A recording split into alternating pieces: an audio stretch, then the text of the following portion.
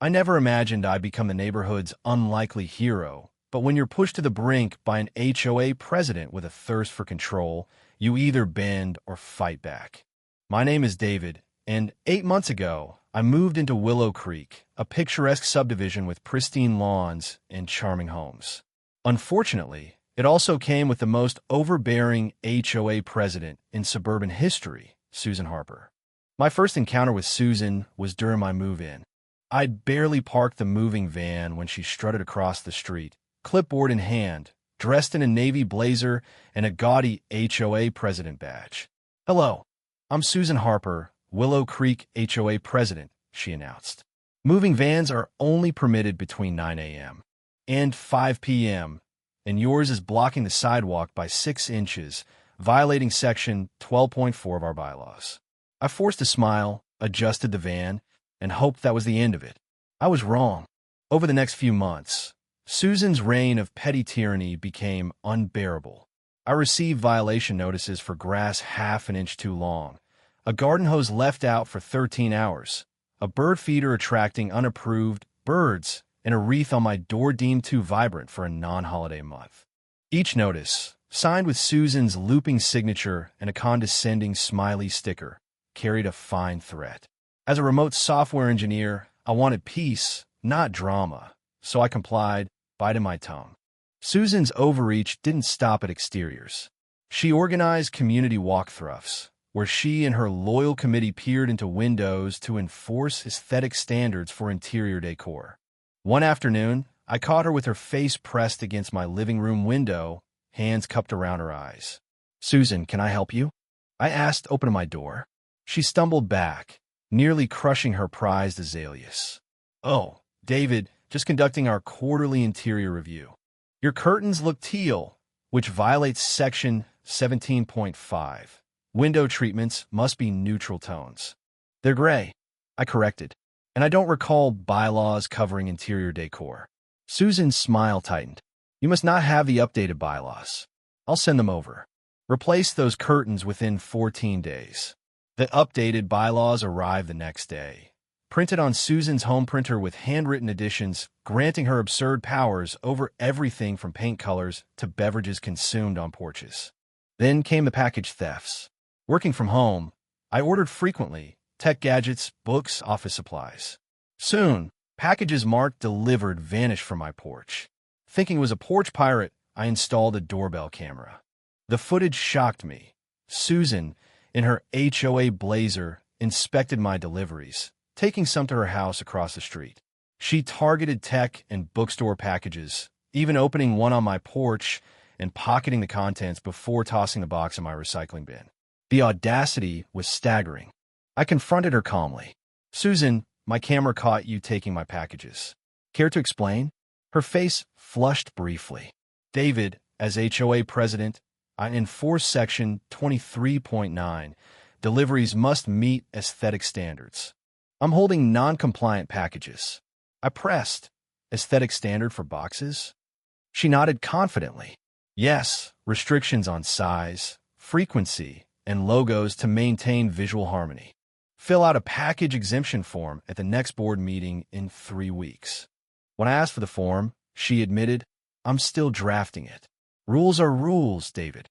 That evening, I called the police non-emergency line. Officer Daniels was sympathetic, but said Susan's official HOA role made it a civil matter, not theft. Yet, document everything, he advised. Get the real bylaws and talk to neighbors. You're likely not alone. He was right. Neighbors revealed a community terrorized by Susan's whims. Fines for grandkids visiting too often, citations for early work commutes, and more. Each rule seemed designed to control or extort. My packages were returned days later, after I mentioned the police.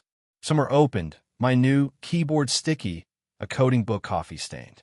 A collectible figurine was missing. Susan claimed it was never among the secured items. Furious, but strategic, I dove into the 127-page HOA bylaws. No mention of package rules, but I found a gem. Homeowners could request financial records within 48 hours. I submitted a formal request.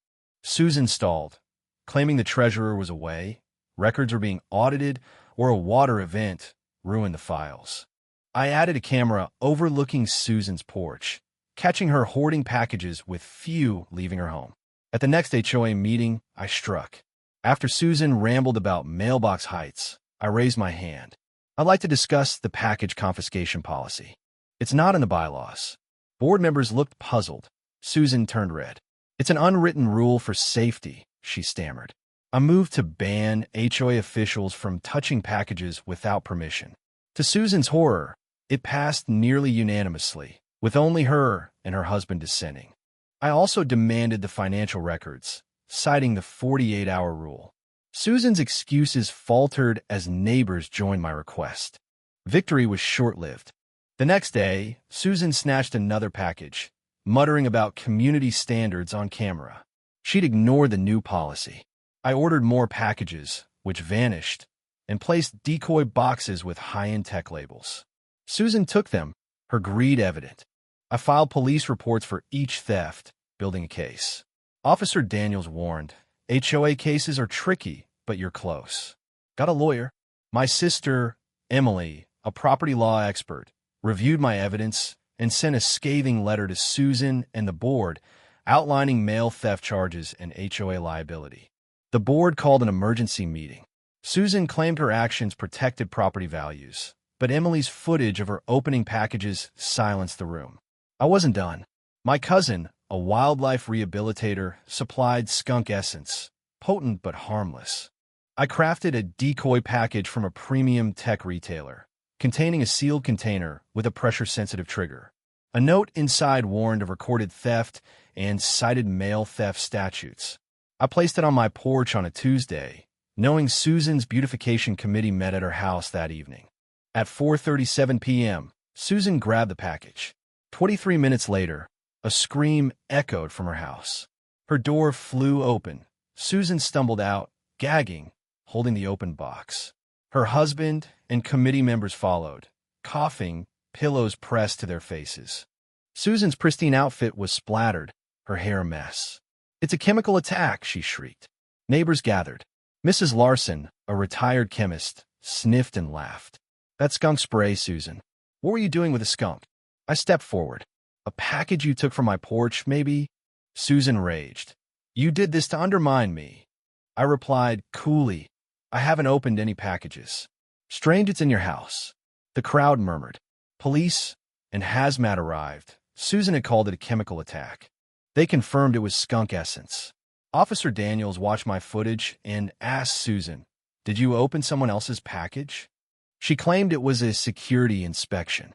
Mrs. Larson rejected. "She's been stealing from multiple houses." Neighbors shared stories. Missing birthday gifts, lost medications. A county official recognized Susan from her assessor's office job and promised a workplace review. Officer Daniels found a stash of stolen packages in Susan's recycling bin. "You're facing multiple counts of mail theft, a federal offense," he said. Susan's protest crumbled as she was cuffed and led to a cruiser, ranting about conspiracies. No one cared. The next day, the HOA board removed Susan as president, apologized, and begged me not to press charges, promising restitution. Susan stood on her driveway, shouting about her sacrifices as the new board posted her removal notice. Officer Daniels returned with formal charges. As handcuffs clicked, Susan's empire collapsed. Neighbors planned a Democratic HOA election and a liberation barbecue. I sipped coffee from an oversized mug, breaking Susan's fake beverage rule, savoring freedom. Willow Creek was reborn. Susan faced federal charges, her career in ruins. Consequences had arrived, and she couldn't return them. I'd fought not with anger, but with evidence, patience, and a touch of mischief. The neighborhood was finally a community, free from Susan's tyranny. What do you think? Was David's skunk trap justice or too far? How would you handle a bully like Susan? Share your thoughts in the comments. Let's debate power, justice, and standing up to injustice. Your voice matters.